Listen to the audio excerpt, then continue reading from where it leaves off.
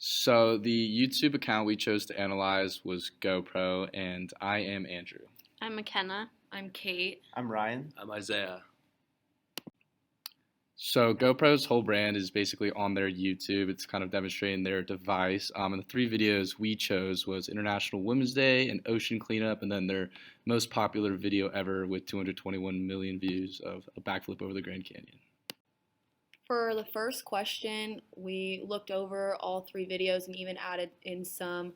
So they use the same hashtags for almost every video we saw, just talking about their product, the GoPro Hero 11, and they used Hyper Smooth as well. And they typically had another one that was relevant to the video. They always started their video titles with GoPro, making sure their brand's name was known before anybody started watching. The descriptions of every video dove a bit deeper into the video and then offered links to the products used and their social media handles. And for most videos, they did offer closed captioning. However, I did see a couple that didn't, so that's a big problem. And the thumbnails went along with pretty much everything in the video. Every video utilized YouTube cards and end screens. The end screens are typically the end of the video, the last 5 to 20 seconds, and for these videos it ended up being the background of whatever was already being shown in the video. And then they utilized several different YouTube cards, some of which were subscribing to other people in the video, some of which were call to actions to buy their products or to view them, and then the last ones used were going to other related videos from GoPro.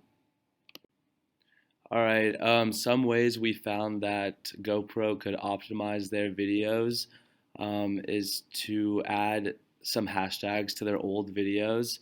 On the video that has 221 million views, they only have the hashtag GoPro on it, so maybe adding more of that would help them.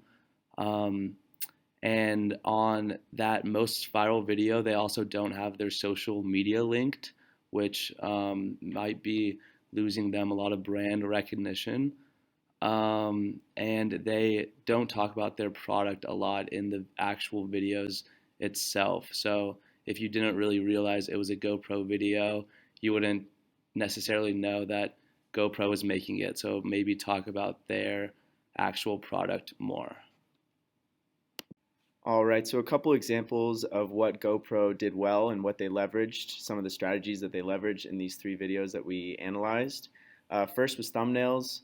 So you can see on the ocean cleanup video that they have a good thumbnail where it's exciting and it's relevant to the video's purpose. And they also add a GoPro logo in the bottom left corner of every thumbnail just to show the audience who they are and relate their brand image to that video.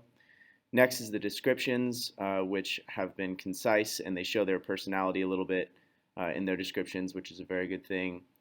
Next is the tags that they use in their video. This is more of a recent thing that they've started to do, but they're doing a good job of limiting it to 2 to 3 tags per video.